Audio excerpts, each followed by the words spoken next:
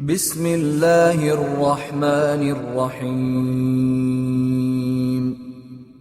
يا أيها الذين آمنوا اتقوا الله حق تقاته ولا تموتن إلا وأنتم مسلمون، واعتصموا بحبل الله جميعا ولا تفرقوا، واذكروا نعمة الله عليكم إذ كنتم أعداء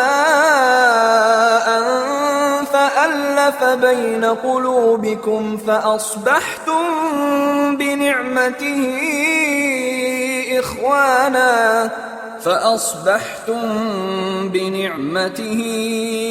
إخوانا وكنتم على شفا حفرة من النار فأنقذكم منها، كذلك يبين الله لكم آياته لعلكم تهتدون.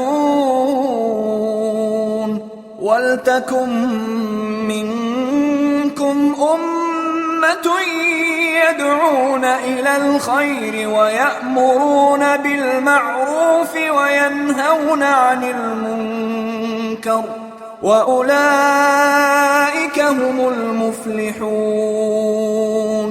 ولا تكونوا كالذين تفرقوا واختلفوا من بعد ما جاءهم البينات، وأولئك لهم عذاب عظيم.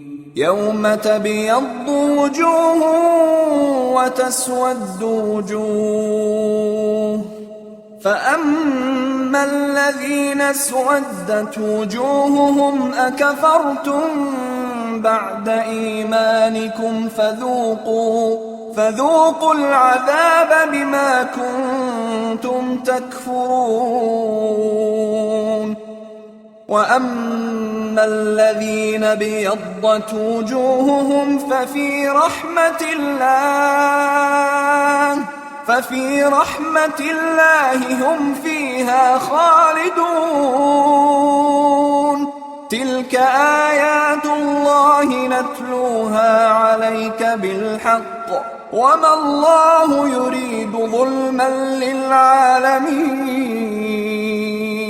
ولله ما في السماوات وما في الأرض، وإلى الله ترجع الأمور.